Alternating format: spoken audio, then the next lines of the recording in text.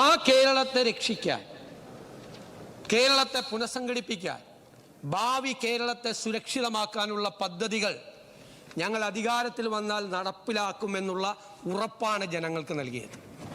Sir, അധികാരത്തിലേറി ഒരു മാസം കഴിയുമ്പോൾ അതിൽ ശ്രദ്ധേയമായ ചില ചുവടുവയ്പ്പുകൾ, ചില തുടക്കങ്ങൾ നടത്താൻ കഴിഞ്ഞതിൻ്റെ അഭിമാനത്തിലും ആത്മവിശ്വാസത്തിലുമാണ് ഈ ഗവൺമെൻറ് ഇവിടെ നിൽക്കുന്നത്.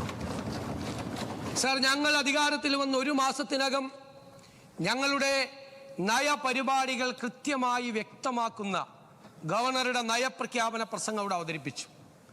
സാർ, സംസ്ഥാനത്തിൻ്റെ സമ്പദ് വ്യവസ്ഥയെ എന്താണ് സ്ഥിതി, സമ്പദ്ഘടനയുടെ ആരോഗ്യം, ഫിസ്ക്കൽ ഹെൽത്ത് എന്നാണ് ഞങ്ങൾ അതിന് പേരിട്ടത്, അതെന്താണ് എന്ന് വ്യക്തമാക്കുന്ന ഈ സംസ്ഥാനം കണ്ട ഏറ്റവും സമഗ്രമായ ഒരു ഡോക്യുമെൻ്റ് അവതരിപ്പിച്ചു. സാർ, ഞങ്ങൾ പറഞ്ഞു അത് രാഷ്ട്രീയ വിമർശനമല്ല, അതൊരു ഓതന്റിക് ഡോക്യുമെൻ്റാണ്.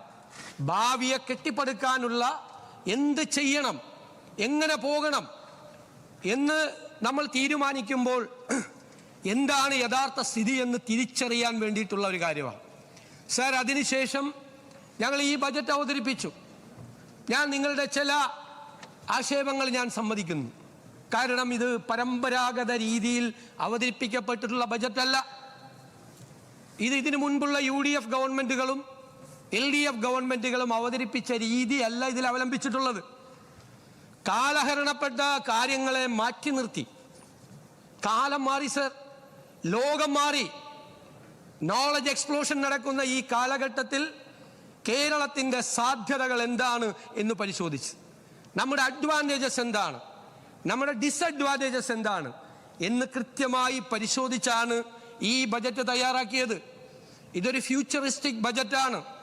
ഭാവിയിൽ എന്ത് ചെയ്യണം കേരളം എന്ന് കൃത്യമായ ദിശാബോധം നൽകുന്നൊരു ബജറ്റാണ്.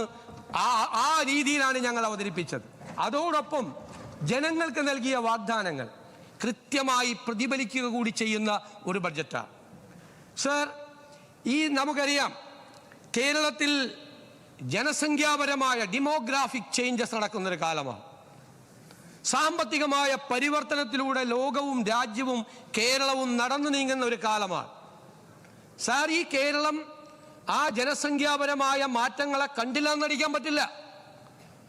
നമ്മുടെ കേരള മോഡലിനെ കുറിച്ച് നമ്മൾ പറയും, നമ്മൾ ഇപ്പോഴും അഭിരമിക്കുകയാണ് പഴയ കേരള മോഡൽ പറഞ്ഞ്.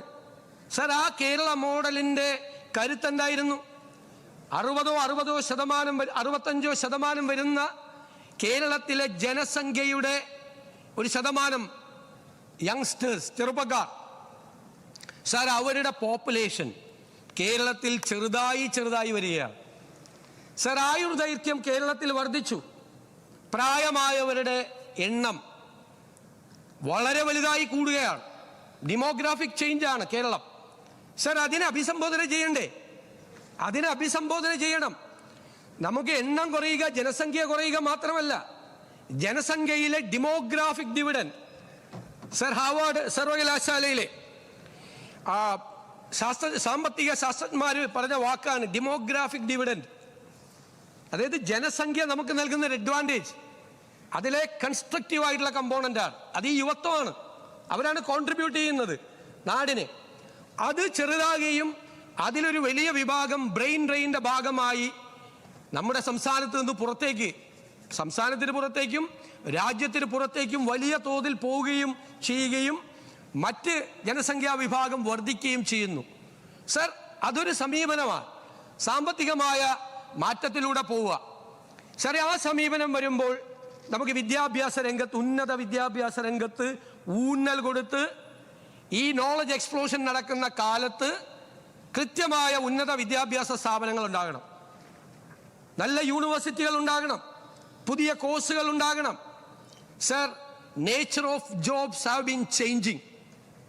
വളരെ ഫാസ്റ്റായിട്ടാണ് ലോകത്ത് മാറുന്നത്.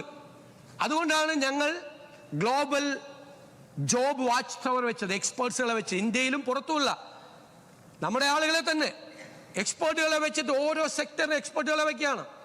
അവർ നിരീക്ഷിക്കുകയാണ് എന്താണ് മാറ്റം തൊഴിൽ മേഖലയിൽ നടക്കുന്നത്.